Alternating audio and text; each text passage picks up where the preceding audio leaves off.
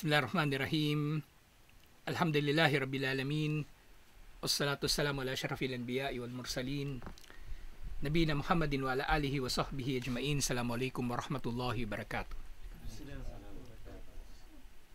Sa Inshallah Aqidah, chapter 41 na tayo. Babu qoulillahi ta'ala ya'rifuna ni'matallahi thumma yunkirunaha wa aktharuhumul kafirun. Ito na Suratul Nahl, verse 83. Nakikilala nila o kinikilala nila ang mga biyaya ni Allah. May tumarating nga sa kanilang biyaya. At ito nga ay galing kay Allah. Kaya mahalaga yung yung pag-unawa sa Arabic. Ang kapag sinabi kasing ya'rifuna, hindi lang bastang kilala mo o alam mo. Kumbaga kinikilala mo talaga kung saan nanggaling. Kung saan nanggaling. Kinikilala nila. Pero ito na nga, yung nakakainis. Thumma yunkirunaha. Pero bandang huli, itinatanggi nila ito. Ibig sabihin, iniugnay na nila na yung mga natatanggap nila ay galing sa mga itinatambal nila kay Allah. Biyaya ni Jesus, kung sino-sino pang kanilang mga sinasamba. At yun nga, ang karamihan sa kanila ay mga hindi mananampalataya. So itong aya na ito, yadhummullahu subhanahu man yudifu in amihi ila ghairihi wa yushriku bihi. Pinipintasan ni Allah o kaya kumbaga kinokondena ni Allah ang sino man na iniuugnay o sino mang nag-uugnay sa kanyang mga biyaya sa iba paliban sa kanya at nagtatambal sa kanya.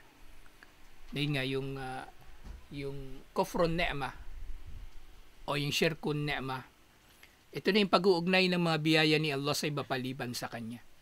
Sinasabi nila yung biyaya ni Allah galing sa iba paliban kay Allah.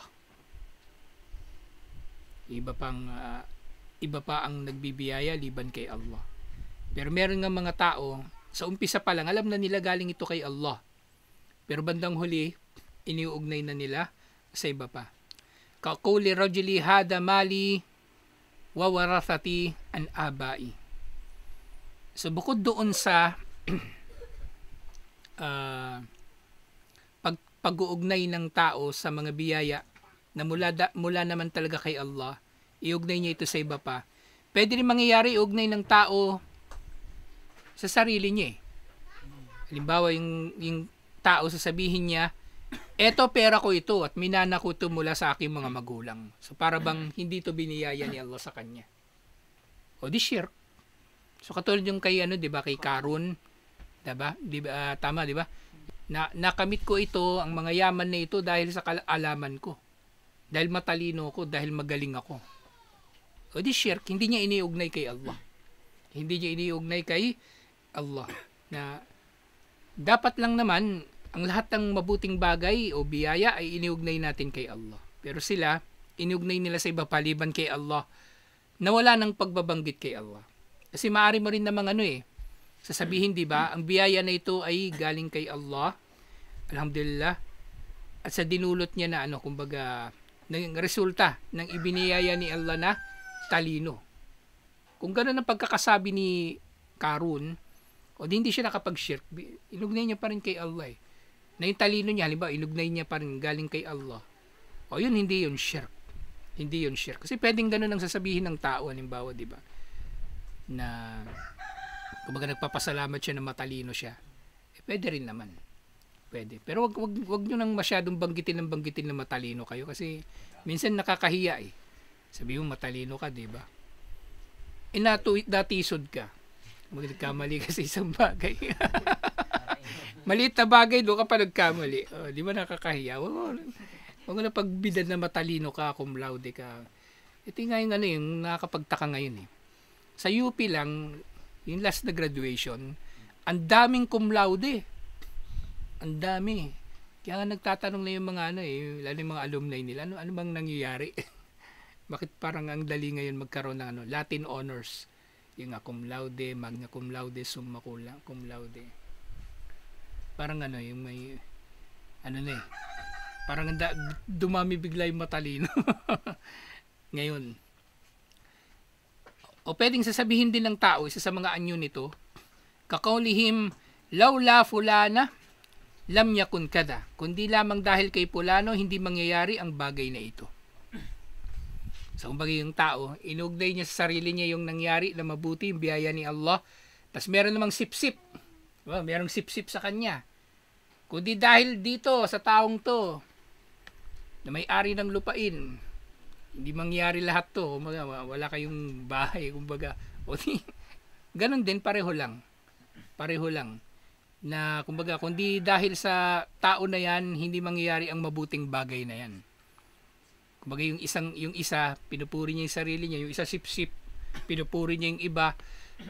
Kaya dapat yung tao makatwiran sa kanyang nararamdaman, makatwiran sa kanyang sinasabi. Kasi maaring yung tao nakakapag-shirk din sa pamagitan ng pananalita. 'Di ba yung yung law, 'di ba? Law, kung hindi ko lang ginawa 'yun, sana hindi ako nagkaganito. 'Yun ay shirk din o kumbaga shirkun asgar 'yan eh. Pagtatambal 'yun kay Allah.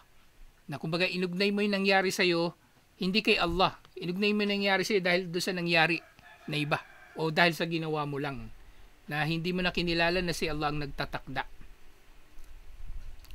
Wa qawlihim hada bi syafaati alihatina. O kaya maaring sasabihin lang ito, madalas sinasabi ng kuffar. Nangyari ang mga bagay na yan dahil sa pamamagitan ng aming mga Diyos-Diyosan. Bawa, gumaling ang sakit ng aking anak dahil kay Jesus, dahil kay San Lorenzo Ruiz, dahil kay ganito ganyan, at iba pa. Wa qawlihim kana tirrihu tayyibatun wal milahu hadikan. O kaya sasabihin ng tao, naging halimbawa yung biyahe nila, 'di ba, sa barko. Naging maganda yung biyahe nila kasi maganda ang hangin at magaling ang yung kapitan ng barko. Magaling kaya sila nakaligtas. Na hindi na rin nababanggit si Allah.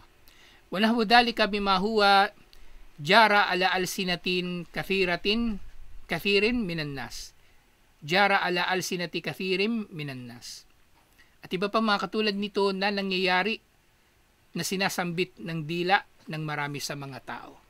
Kasi nga maraming mga tao ay maaaring nagsishirk nga sa pamagitan lamang ng kanilang pananalita. So yung shirk, hindi lang ito hindi lang ito yung nakaharap ka sa rebulto, lumuluhod ka sa rebulto, o nagsusujud sa rebulto, nag-aali sa rebulto. Marami itong iba't ibang mga anyo. Basta, anumang gawain o pananalita o damdamin o naiisip mo o pinaniniwalaan na nagkakaroon si Allah ng katambal sa kanyang mga katangian, kapangyarihan na para lamang sa kanya, yun ay shirk. Yun ay shirk. Kasi kung babalikan natin itong mga binanggit na halimbawa, diba? Yung tao, kumbaga sabi niya, yaman ko ito, minana ko ito sa aking ama. Oh. Ang yaman, nanggagaling talaga ito kay Allah. Biyaya ni Allah. Oo, minana mo ito sa tatay mo. Pero saan ba nanggaling yan bago yan dumating sa tatay mo? E di kay Allah din. At sinong nagdulot na makarating sa iyo ang pamana na yan mula sa tatay mo? At hindi inangkin ng iba. Diba? Kasi pwedeng kami ng iba yung yung mamanahin mo. O di si Allah pa rin. O di dapat nagpapasalamat ka kay Allah. O ngayon yung nagsasabi, yung sip-sip. Kundi dahil kay ganito, hindi kayo makakatikim ng ginhawa, ng biyaya. O sinong nagdulot ng biyaya doon sa sinisipsipan niya para magkaroon niya ng kakayanan na magdulot ng pakinabang sa iba? Si Allah pa rin. At yung nagsasabi, ito ay dulot ng pamamagitan ng aming mga Diyos-Diyosan. Sample natin kanina, gumaling ang anak ko dahil kay San Lorenzo Ruiz o San Pedro o sino pa man. Ngayon, sino ba talaga ang tunay na nagpapagaling sa mga sakit? Si Allah. Kasi nalalaman natin, bago pa man magkaroon ng mga santo na ito, gumagaling naman yung tao sa sakit, di ba? Ibig sabihin, yung mga gumaling na yon, hindi sila gumaling dahil sa santo na yan. Kasi gumagaling naman sila kahit wala yung santo na yan. Ibig sabihin, si Allah pa rin. Ngayon din, yung nagsasabi na yung biyahe nila ay naging ligtas dahil maganda yung hangin at magaling yung kapitan, ganun din. Sino ba ang nagdulot na yung hangin umihip ng pabor sa kanilang paglalakbay? O sino ang nagbigay din ng talino o skill doon sa ah, kapitan. Di si Allah pa rin lahat-lahat. At kapag yung tao, binaling niya mga ito sa iba paliban kay Allah, malinaw na ang mga ito ay shirk. At ang kinalaman ng hadith na ito, o aya na ito sa Kitabut Tauhid, anna idafatu ni'mallahi ila gayrihi bil kalbi wal lisani kufrun yunafit tauhid. Ang iugnay daw natin ang mga biyaya ni Allah sa iba paliban sa Kanya. Kahit hindi sa pamagitan ng gawain, di ba? Kahit hindi sa pamagitan ng pagkatay, ng sujud, ng pagluhod. Sa pamagitan lang ng puso. Kaya binanggit ko kanina yung paniniwala at pananalita. Sino man ang magtambal kay Allah sa pamagitan ng pag-uugnay ng biyaya ni Allah sa iba paliban sa Kanya, siya ay nakagawa ng kufur na tumataliwas sa tauhid. Kaya ito na yung kufurun ni'ma na tinatawag. Kufur, pagtanggi mo na ang biyaya ay nanggaling kay Allah. Pagtanggi mo ng biyaya ay nanggaling kay Allah. Wa amma idafatuha ila ghairillahi bil lisani ma itikadi annaha min indillahi fa huwa yunafi kamalut tauhid. Sa panin halimbawa naman, so yung kanina kasi, ang kanyang dila at puso ay pareho ng nilalaman. Nang biyaya ay nanggaling sa iba paliban kay Allah. Pero panin halimbawa kung mangyayari na nasabi ng iyong dila ang isang anyo ng pagtatambal, pero ang puso mo naman ay naniniwala na ito ay mula kay Allah. At maaaring masasabi mo ito ng sinasadya at hindi sinasadya. Hindi sinasadya, yung nadulas lang yung dila mo. Diba? Ba, masaya ka. Naligtas yung buhay ng anak mo. As masasabi mo dun sa tao, kundi dahil sa'yo, namatay na siguro yung anak ko. Tuwang-tuwa ka dun sa tao. Pero yung puso mo, matatag sa tauhid. So, pwedeng mangyaring ganun, hindi mo sinasadya. O pwedeng mangyayari din, sinasadya mo. Bawa, gusto mo sumipsip eh. Gusto mo sumipsip. Bawa sabihin mo, napakabuti mo talaga. Napakabuti. Lahat ng mga lahat ng pinapakinabangan namin dito galing sa iyo. Kumbaga, at pinahintulutan mo kami na mapakinabangan, napakabuti mo. Yun sinasadya mo yun, di ba? Pero maaring yung puso mo ano pa rin, matatag sa tauhid, inshallah. So, pwedeng mangyayari na ito ay yunafi kamalut tauhid. Ito ay kumaga makakasira sa kabuuan ng tauhid. Al-wajibu an yudafun ni'am ila musaddiha wa huwa Allahu wahdahu bidalika yatumut tauhid. So dapat kumpleto na iniugnay natin kay Allah ang lahat sa pananalita at sa ating paniniwala, at ito ang magdudulot na magiging ganap ang ating tauhid, inshallah. Sa ganito mangyari ang ating magaganap ang ating tauhid, inshallah. So kumbaga dito nga, yung dila lang niya ay nagkakasala, kumbaga, o nagkamali. Pero malinaw sa kanyang puso na ang biyaya ay galing kay Allah. So nagkakaroon ng kapintasan sa tauhid niya, pero hindi siya nagiging kafir. Hindi siya nagiging kafir. E panin kung baligtad? Yung puso niya naniniwala ng biyaya galing sa iba paliban kay Allah, pero yung sinasabi niya ang biyaya galing kay Allah. Eh yun, nifak yun. Di ba? Ipinapahayag niya ang iman na wala naman sa kanyang puso. O yun, nifak yun. Nifak. Yung isa, shirkun asgar, ito ngayon kanina, maaaring nagsishirk siya, shirkun asgar. Kasi dito na papasok din yung yung iba pang mga pananalita, shirk sa pananalita. Papasok siya sa shirkun asgar. Pero yung nagsasabi ka ng tauhid, pero puso mo walang tauhid, nifak yun. Nifak. Pero yung nagsasabi ka ng kufur, tapos may yung puso mo kufur din yung laman, edi yun malinaw na kufur. Kasi maaring magkakaroon ng iba't ibang mga combination ang nilalaman ng puso at nilalaman ng pananalita. Siyempre pati yung gawa. Kaya nga ang iman dapat nasa tatlo, di ba? Qaulun bil lisan, wa tasdikun bil janan, wa amalun bil arkan. Pananalita sa pamagitan ng dila, pagpapatotoo sa pamagitan ng puso at pagsasabuhay sa pamagitan ng katawan. Tatlo dapat, hindi pwedeng kulang. Hindi pwedeng kulang. Kasi paano halimbawa, nagsasabi ka ng iman, nagsasalita ka ng may iman, o gumagawa ka ng mga gawain ng may iman, nagsasala ka, pero wala ka naman pananampalataya sa puso. Nifak yun. Nifak. Tapos yung tao na may pananampalataya sa puso niya, tapos hindi naman niya sinasabuhay yung sala, di ba? Kahit nagsyahada pa siya, kufur pa rin yun. Kulang Kulang. Tapos pwedeng mangyayari, di ba? Yung tao may iman, tapos hindi naman siya nagsyahada.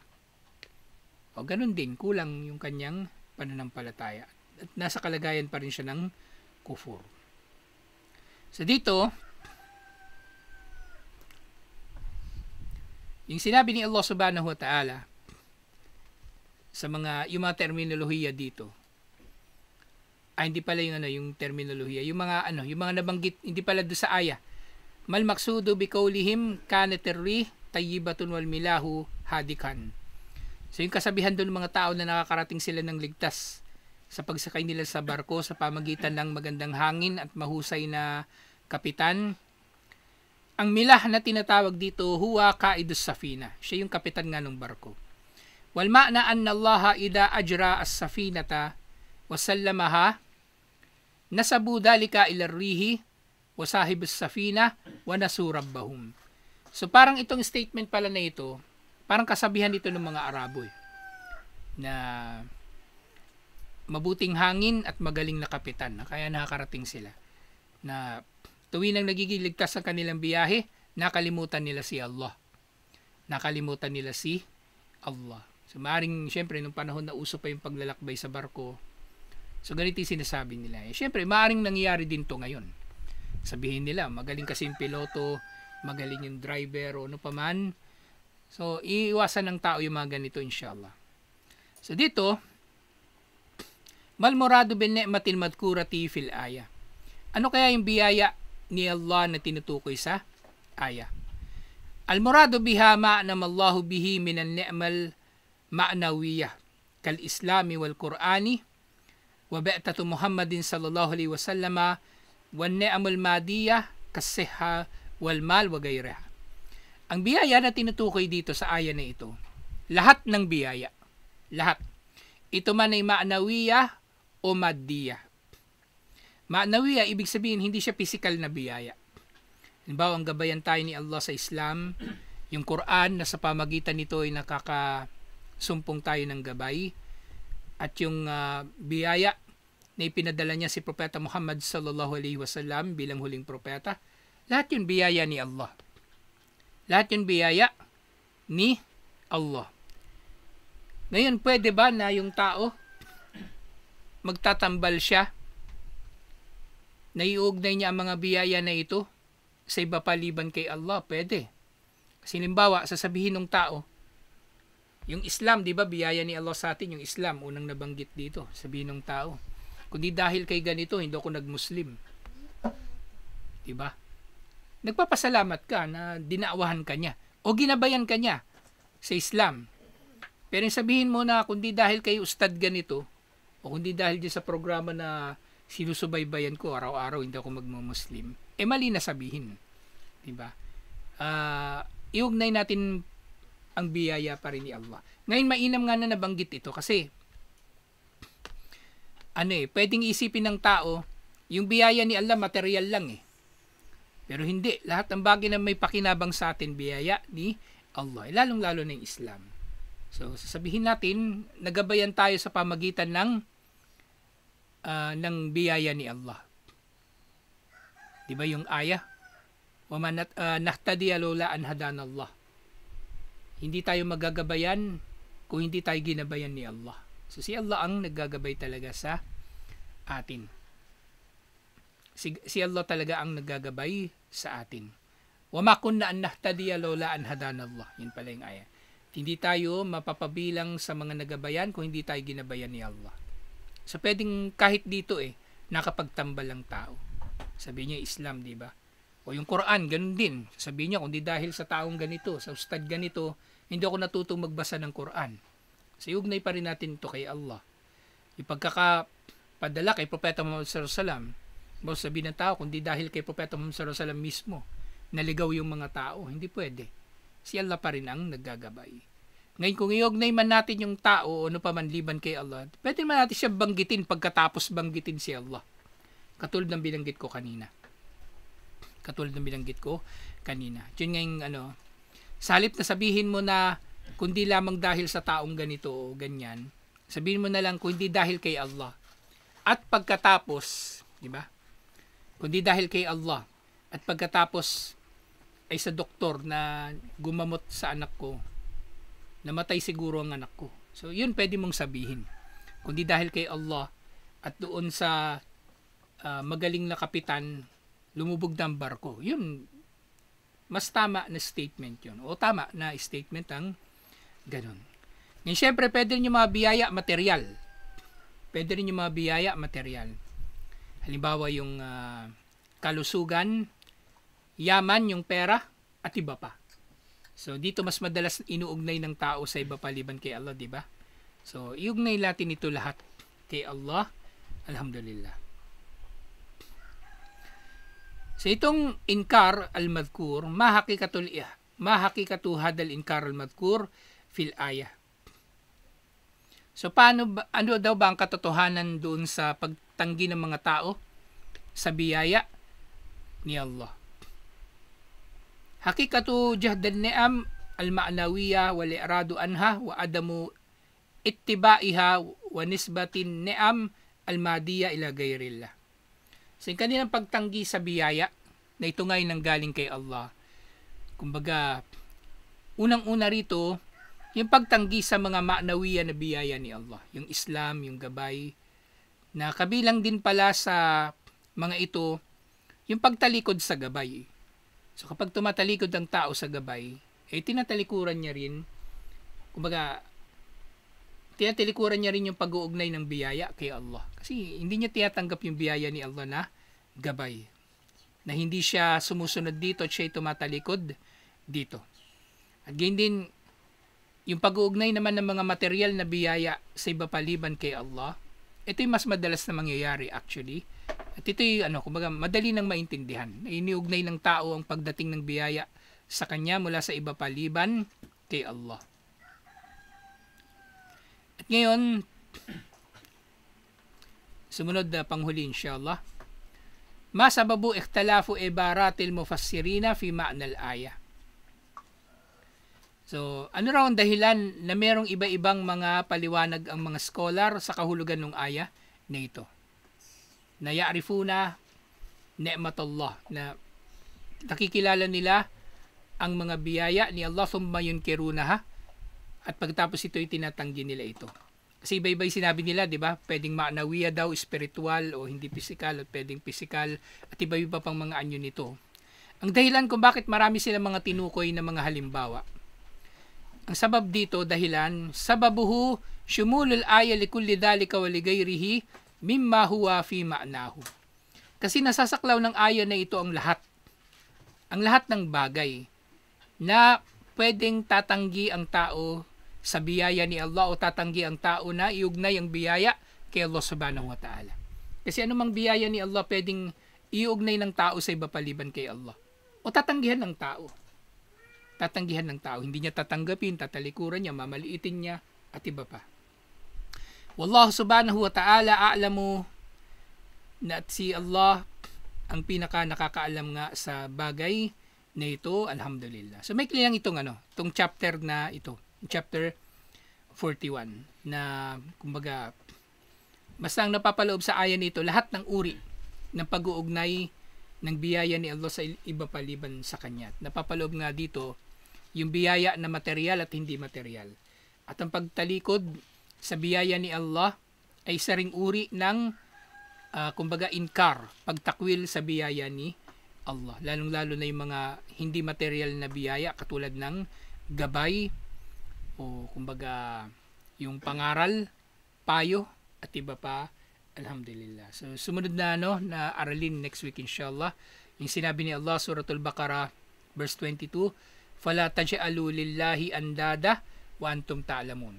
Huwag kayong kukuha ng iba pa liban kay Allah ng mga katambal habang ito ay nalalaman ninyo. Alhamdulillah. Tutuloy natin ito insyaAllah. Assalamualaikum warahmatullahi wabarakatuh.